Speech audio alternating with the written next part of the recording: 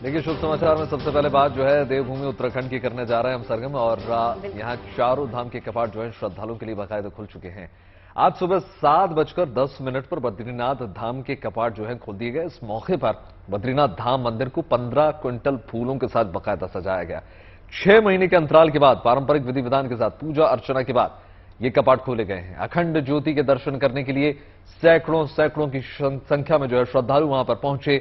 आज कपाट खुलने के दौरान धाम में करीब 20,000 तीर्थ यात्रियों के पहुंचने की लगातार उम्मीद जताई जा रही है। हालांकि अगले 7 दिन की अगर हम बात करें तो केदारनाथ और बद्रीनाथ में भारी बर्फबारी की उम्मीद जताई गई है, लेकिन इसके बावजूद भक्तों का जो हौसला है वो कम नहीं हो रहा। ये वो मंदिर है जहां 12 महीने भगवान विष्णु विराजमान होते।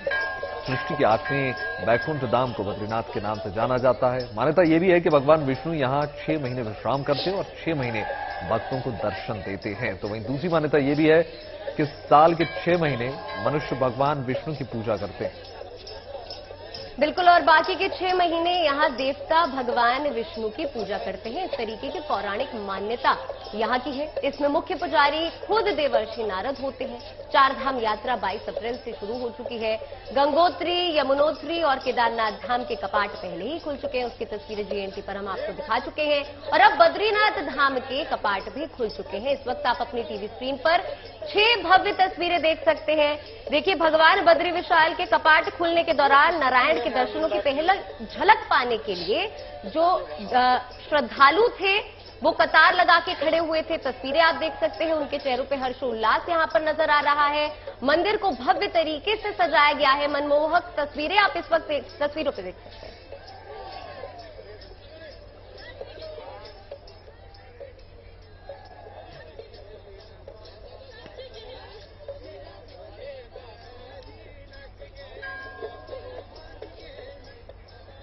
देखिए, पहले केदारनाथ धाम के कपाट खुले और अब बद्री विशाल के कपाट खुल गए हैं 7:10 पर। किस तरीके की रौनक है वो बताने के लिए हमारे साथ आशुतोष मिश्रा हमारे संवाददाता जुड़े हुए हैं बद्री विशाल से।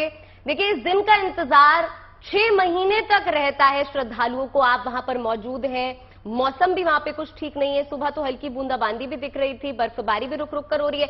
अभी फिलहाल किस तरीके की तस्वीरें आ रही हैं? क्या रौनक देखते ही बन रही है वहां की?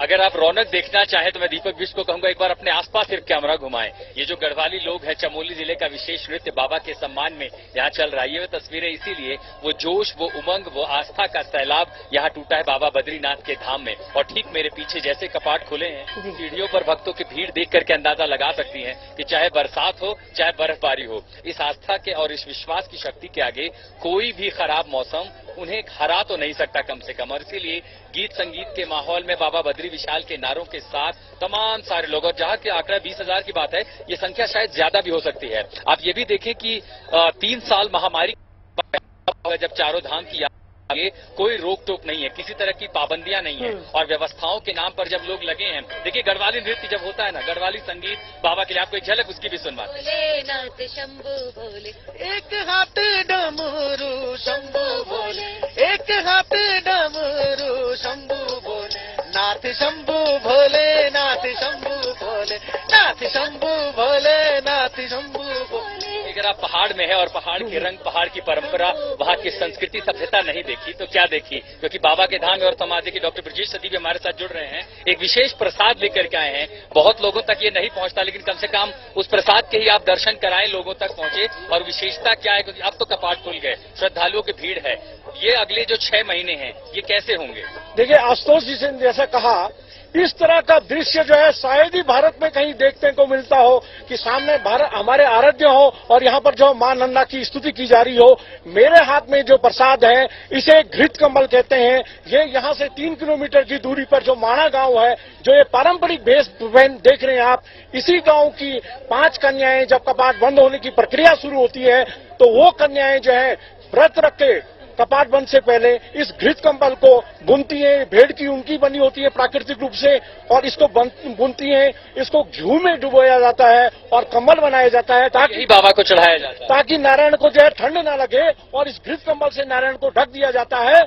और जब आज कपाट खुलते हैं तो इस घृत कंबल को देख के ही पता चलता है कि अगर घृत कंबल की स्थिति बिल्कुल ठीक है तो इससे भारत के भविष्य का निर्धारण होता है कि इस वित्तीय वर्ष में, इस यात्रा काल में भारत में किस तरह का मौसम रहेगा। ये जो घृत कमल आप लेकर के आए हैं, ये तस्वीर बताती है कि ये काफी अच्छी स्थिति में है, यानी देश की अर्थव्यवस्था देश के लिए एक बड़ा अच्छे जी, राजनीतिक उथल पुथल हो या मौसम का हो, कृषि से संबंधित हो, तो ये आप देख सकते हैं कि घृत कमल बिल्कुल अच्छी स्थिति में है, बिल्कुल साफ दिख रहा है। तो भारत का इस समय जो है, भारत के भविष्य के लिए भी बहुत अच्छा। श्रद्धालु यहाँ नहीं आ पाए, वो बस इसी के दर्शन कर लें। अपने आप में देखिए मान्यता है, आस्था है। नारायण स्वरूप है ये घृत कमल, जिसमें नारायण 6 महीने तक लगातार इस घृत कमल से ढके रहे हो। नारायण का स्वरूप है तो नारायण के मंदिर के वो द्वार जहाँ श्रद्धालुओं के भीड़ और बेतहाजा भीड़ है, 20,000 की संख्या है, ये रिकॉर्ड टूट सकता है, क्योंकि आखिर 3 साल के बाद श्रद्धालुओं को मौका मिला है 4 धाम की इस यात्रा का। ये सीधे बद्रीनाथ। जी आशु, तमाम तस्वीरें आशुतोष बहुत जबरदस्त देखने को मिल रही है, उत्साह भी बहुत देखने को मिल रहा है। ये तो जाहिर सी बात है कि इस प्रकार का आयोजन है इस बार सरगम, इस प्रकार जो सजावट की गई है, इस पर श्रृंगार जो किया गया है और जो नृत्य की प्रस्तुतियां दी गई वो जबरदस्त हैं। दोबारा पहुंचेंगे आशुतोष के पास। देखिए, भगवान बद्री विशाल के कपाट खुलने के दौरान नजारा बहुत मनमोहक है। मंदिर परिसर में बड़ी संख्या में श्रद्धालु जो है मौजूद हैं। इस दौरान देखिए, वहां माणा गांव से भी कई श्रद्धालु पहुंचे। माणा चमोली जिले में सीमा के पास बसा भारत का पहला गांव बन चुका है। जैसे कि प्रधानमंत्री नरेंद्र मोदी ने ऐलान किया था, आपको याद होगा, इस दौरान इन महिलाओं ने पहाड़ी गीतों पर मंदिर परिसर में जमकर नृत्य प्रस्तुत किया। अपने आराध्य के मंदिर के कपाट खुलने की खुशी का इजहार इन्होंने अपने ही अंदाज में किया। 2 तस्वीरें आप देख रहे हैं किस प्रकार से आज जब कपाट खुले तो किस प्रकार का मनमोहक नजारा था। गुड न्यूज टुडे ने आपको सबसे पहले दिखाया कि किस प्रकार से आपने न सिर्फ दर्शन किए बल्कि पूरा जनसैलाब भी आपको देखने को मिला कि श्रद्धालुओं में जो उत्साह है वो इस बार जबरदस्त है। और साथ ही साथ देखिए, दूसरी तस्वीर आप देख रहे हैं कि चाहे आईटीबीपी के जवान हो, चाहे गढ़वाल राइफल्स के जो कैडेट्स हो, वो भी वहां पर नृत्य की प्रस्तुति करते नजर आए।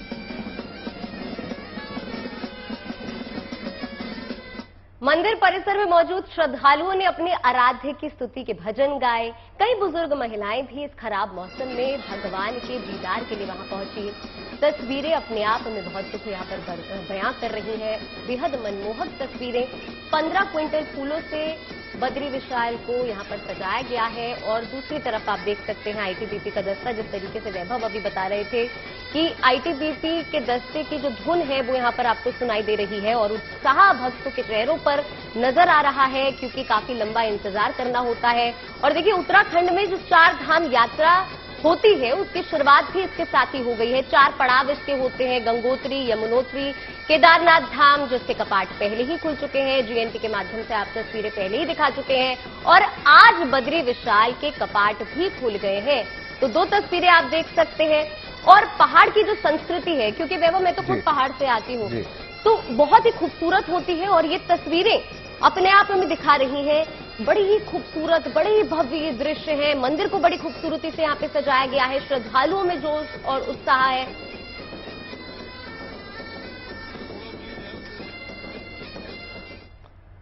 देखिए, उत्तराखंड सरकार ने यात्रियों के सभी तैयारियों को पूरी कर ली है और स्वास्थ्य विभाग ने भी लंबी चौड़ी जो फौज है उसको मैदान में उतार दिया। देखिए, आनंद की अनुभूति हो रही है और नारायण की नगरी में पूरा विश्व पधारा हुआ है। लग रहा है सारा विश्व यहाँ एकत्रित हुआ है। नारायण की नगरी में आनंद की अनुभूति हो रही है। बर्फबारी हो रही है, फिर भी नारायण के दर्शन के लिए बहुत ही लालायित है। बोलो बद्रीनारायण भगवान की। बचकर खुले हैं, बहुत अच्छे लगे। आज भगवान बद्री साहब फूल बरस रहे हैं। ये असली फूल ये है जो ऊपर से बरस रहा है। आज खुशी का दिन है। आज खुशी का दिन है। बहुत बढ़िया लग रहा है, अच्छा लग रहा है। इतना बर्फ में ठंडा नहीं लग रहा है और गर्मी आ रहा है। तो श्रद्धालुओं के चेहरे पर जो खुशी है वो देखते ही यहाँ पर बन रही थी। एक बार फिर से आशुतोष मिश्रा के पास चलते हैं। हमारे सहयोगी बद्रीनाथ धाम से लगातार हमारे साथ जुड़े हुए तस्वीरें हमें दिखा रहे हैं। आईटीबीपी दस्ते की तस्वीरें देख सकते हैं। आशुतोष, कहते हैं कि यहाँ पर जो पहली आरती होती है वो प्रधानमंत्री नरेंद्र मोदी के नाम पर होती है। क्या वो आरती हो गई है और ये किस तरीके की परंपरा है, कब से इसकी शुरुआत हुई? बताया जा रहा है इससे पहले भी ऐसा ही होता आ रहा था।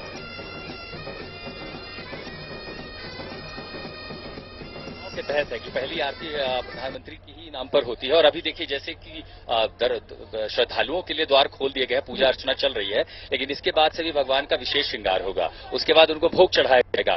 रवल जो है वो भी तैयारियां कर के बाद से रावल ऊपर जाएंगे तब विशेष भोग लगाने जी आशुतोष, आज हम कहते हैं वो प्रधानमंत्री के नाम पर होती है। तब थोड़ी देर के लिए जो है पट वो बाकी श्रद्धालुओं के लिए बंद रहेंगे और उसके बाद तमाम श्रद्धालु फिर अंदर आ सकेंगे।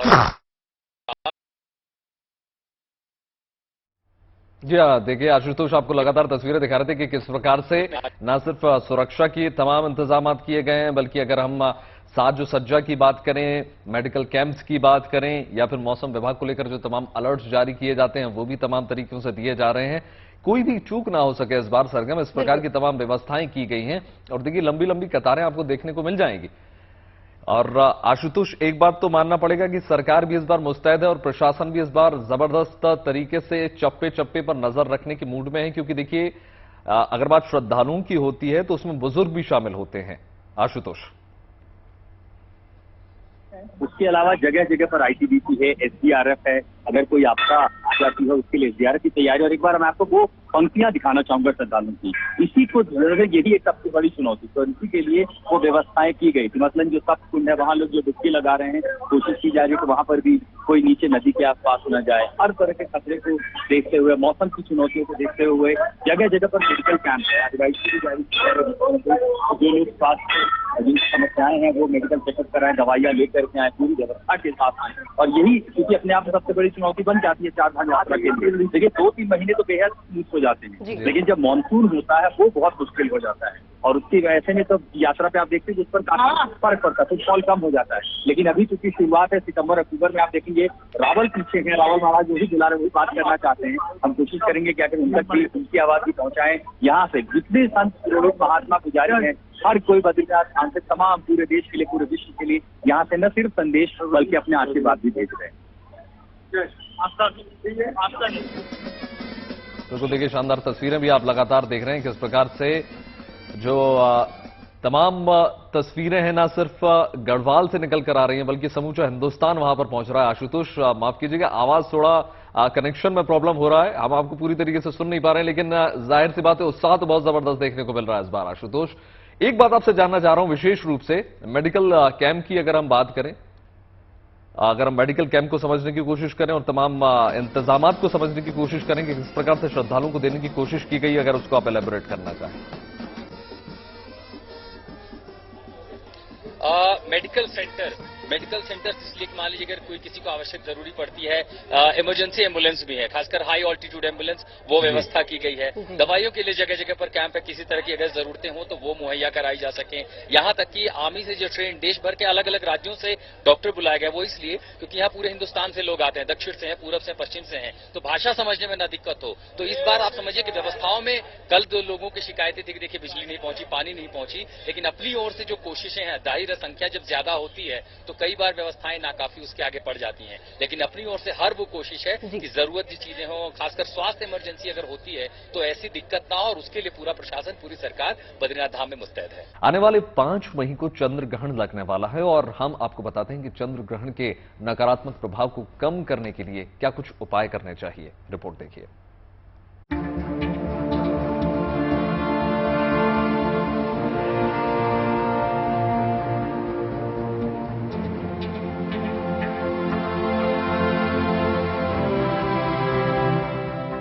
चंद्र ग्रहण के बारे में तमाम तरह की बातें आप जानते होंगे। मसलन चंद्र ग्रहण क्यों लगता है, इसके लगने पर क्या करना चाहिए, क्या नहीं करना चाहिए।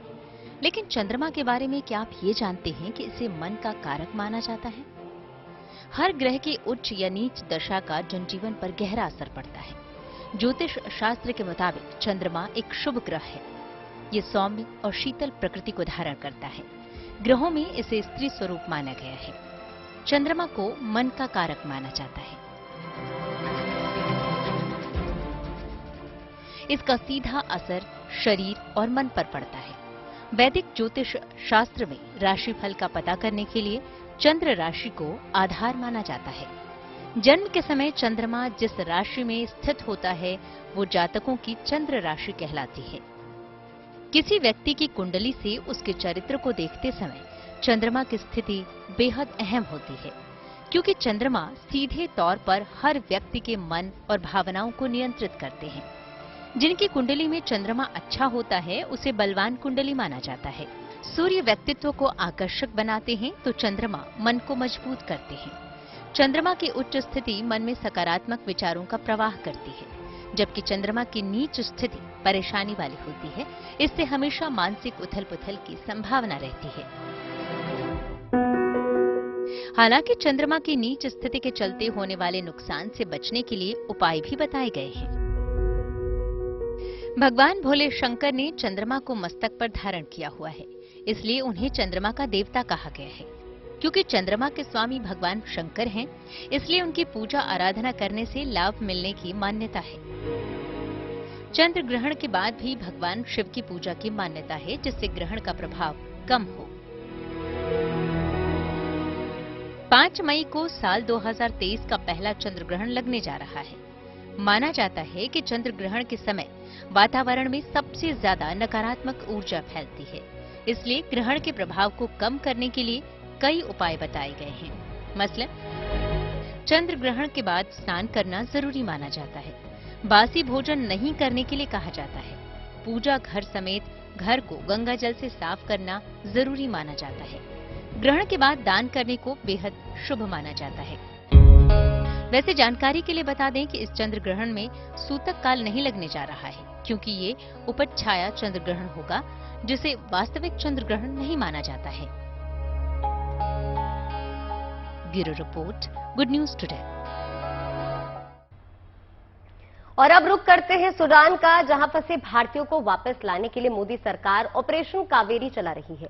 अब आपको दिखाते हैं दिल्ली एयरपोर्ट का वो शानदार नजारा जिसे हर भारतीय सालों तक याद रखेगा। जेद्दा से 360 भारतीयों को लेकर जब स्पेशल फ्लाइट दिल्ली एयरपोर्ट पहुंची तो लोगों की खुशी का ठिकाना ही नहीं रहा।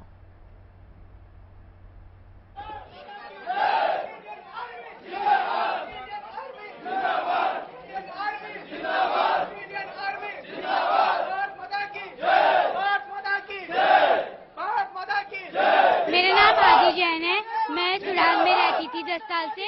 मेरा पूरी एजुकेशन वहाँ पे थी। उसके बाद सिविल वॉर चालू हो गया तो रहना बहुत मुश्किल हो गया था। गोली बारूद चल रही थी, तो बाद में इंडियन आर्मी और इंडिया की सरकार ने हमारी मदद की, हम यहाँ पे आ गए। ये है दिल्ली एयरपोर्ट का नजारा।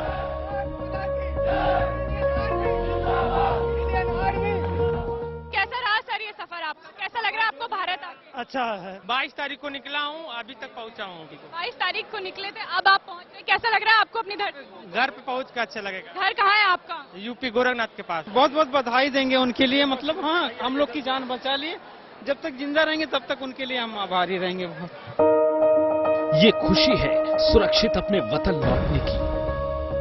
हम लोग को वहाँ की इंडिया एम्बेसी काफी मदद की, जो पोर्ट सूडान ले गई। पोर्ट सूडान से नौसेना भारतीय सेना की शिप गई, हम लोग को पोर्ट सूडान से जद्दा ले गई।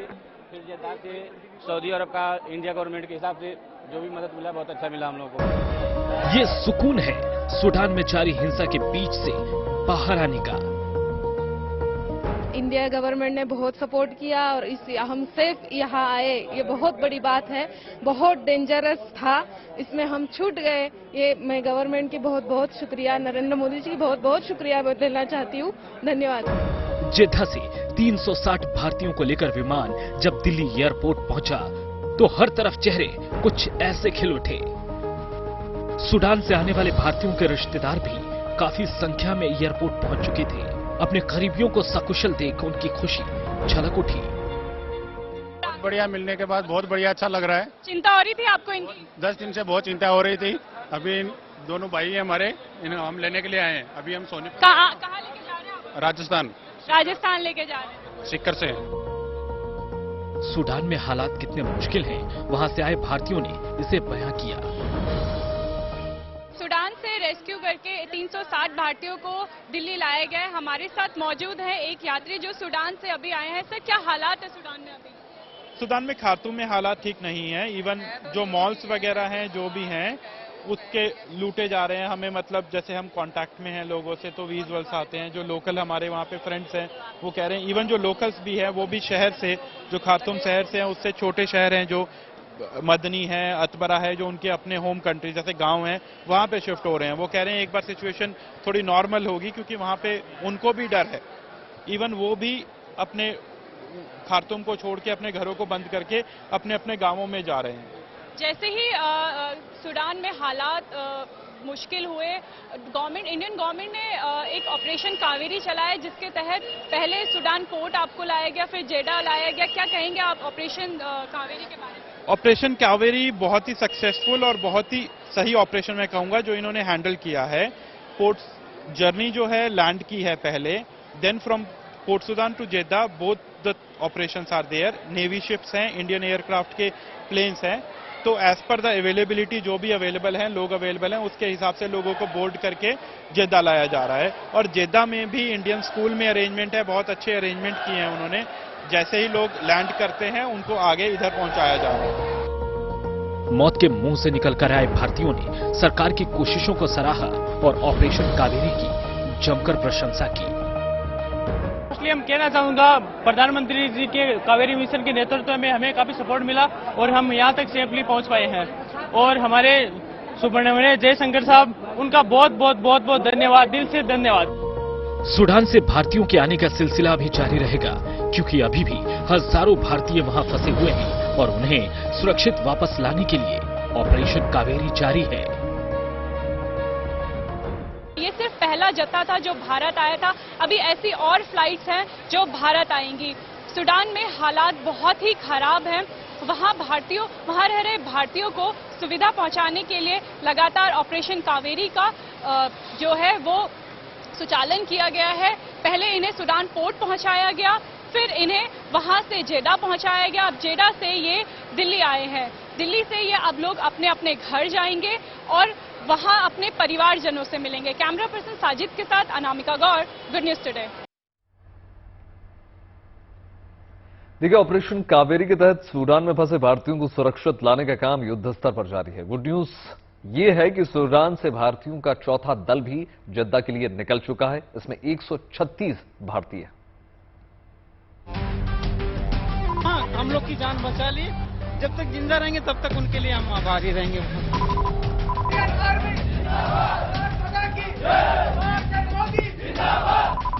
भारतीय वायुसेना के विमान में सवार होते भारतीय सूडान में जारी हिंसा और लूटमार के बीच 136 भारतीय अपने वतन के लिए रवाना हो रहे हैं। जेद्दा से होते हुए इन्हें भारत लाया जाएगा। सूडान में फंसे भारतीयों को बचाने का काम अभी जारी रहेगा। सूडान से लौटे लोगों ने बताया कि अभी वहां काफी तादाद में भारतीय फंसे हुए हैं। कई हमारे ग्रुप वाले भी वहीं पे फंसे हुए हैं अभी फिलहाल। बाहरी ग्रुप के भी हैं कई फिलहाल, जो अभी उनका किसी का पासपोर्ट नहीं है, किसी की कोई कागज बाकी है, तो वो अभी वहीं पे रुके हुए हैं, जो अभी अपनी आर्मी के अंडर में है फिलहाल। इस बीच सूडान में फंसे 28 भारतीयों ने भारत सरकार से बचाने की गुहार लगाई है। ये लोग एक बिल्डिंग में कई दिनों से भूखे प्यासे हैं। इसे कांटेक्ट कर रहे हैं पहले दिन से ही, हमारा संपर्क हो रहे हैं, लेकिन अम्बेसी यार आज 4 दिन हो गया, माने कहा रेडी हो जाओ, मैं रेडी हो रहा, लेकिन आ कौन रहा मान लेने के लिए। बोल रहे हैं बस आ रही है थान लेने के लिए, कल आ रही है, आज 4 दिन हो गया। सेम बात है वहाँ रोजने की, एक ही बात है, अभी तक तो कोई आया कौन लेने के लिए। सरकार की कोशिशों को देखते हुए सूडान से लौटे भारतीयों ने जल्द ही ज्यादातर भारतीयों की सुरक्षित घर वापसी की उम्मीद जताई। Big applause for the Indian government. Like हमने देखा था कि यूक्रेन में इन्होंने किया तो बड़ा ही अच्छा किया था, और हमारे साथ भी वही हमें मतलब भी देखने को मिला कि जिस प्रकार से उन्होंने सबको रेस्क्यू किया, और अभी भी चल ही रहा है। तो आई थिंक बाय टुडे और tomorrow I think most of the Indian will come back to home. I think Sudan में हालात कैसे हैं ये उन लोगों की जुबानी ही सुनिए जो वहां से आए हैं। डॉलर ले लिए गए, पैसे ले लिए गए, मेरे सीने पर गोली लगा दिया गया, सर पर गोली लगा दिया, कपड़े ले लिए गए, हर 5 मिनट बाद में गुंडे मवाली हमारे अंदर घुस रहे थे, गेस्ट हाउस के अंदर ओपन फायरिंग कर रहे थे, बंदे को गन पॉइंट पे रख रहे थे, सारी छीना चपटी कर रहे थे। बाहर बहुत ही भयंकर, इतने दिन देखा, वो नाम सुना था यूक्रेन में लड़ाई हो गई है, लेकिन अभी जो लाइव देखा ना, हम अपनी जिंदगी में दोबारा नहीं सोच सकते भाई ऐसा भी होता है क्या। बहुत गंभीर स्थिति थी, अब हम लोग भाग आए, अब आगे स्थिति और गड़बड़ हो गई है और बमबारी होने लग गया वहाँ, बहुत पूरा पस कर दे रहे मकान को मकान। बहुत गोलाबारी, खाने पीने का कोई सामान नहीं, लूटपाट सब चल रहा है वहाँ। सूडान में सेना और अर्धसैनिक बल के बीच कई दिनों से युद्ध चल रहा है। सेना के खिलाफ रैपिड सपोर्ट फोर्स ने जंग का ऐलान किया, जिसके बाद सूडान में गृह युद्ध के हालात बन गए। 15 अप्रैल से सूडान में गृह युद्ध की शुरुआत हुई। वहां की सेना और पैरामिलिट्री फोर्स आपस में ही भिड़ गए और उसके बाद वहां पर शुरू हुआ खेल वर्चस्व का, जहां सेना के जनरल को वहां अपना वर्चस्व लाने की जिद है, तो वही पैरामिलिट्री फोर्स के चीफ अपनी सत्ता चाहते हैं। ऐसे में जब गृह युद्ध शुरू हुआ तो कई सारे देशों के लिए आफत आ गई, जिनमें से एक देश भारत भी है। इस बीच सेना और रैपिड सपोर्ट फोर्स के बीच 72 घंटे के युद्ध विराम पर सहमति बनी, जो 24 अप्रैल की आधी रात से शुरू हो गई। इसके बाद भारत ने वहां फंसे अपने नागरिकों को बाहर निकालने की कोशिशें तेज कर दी। इसके तहत सूडान के बंदरगाह और सऊदी अरब के जेद्दा में जरूरी बंदोबस्त किए गए। जेद्दा में कंट्रोल रूम बनाया गया ताकि सूडान से भारतीयों को निकालने में सुविधा हो। जल्द से ज्यादा भारतीयों को सूडान से निकाला जा सके, इसके लिए नौसेना के जहाज और वायुसेना के विमान लगातार काम कर रहे हैं। सूडान में जहाज और विमान के जरिए पहले भारतीयों को सऊदी अरब के जेद्दा और फिर जेद्दा से भारत लाया जा रहा है। दिल्ली से अक्षय डोंगरे और अनामिका गौड़ के साथ bureau report, good news today. Gujarat के सोमनाथ में समंदर किनारे रेत पर चित्रों की प्रदर्शनी लगाई गई। वहां पहुंचे लोगों को ये रेत पर उकेरी गई प्रदर्शनी काफी पसंद आई।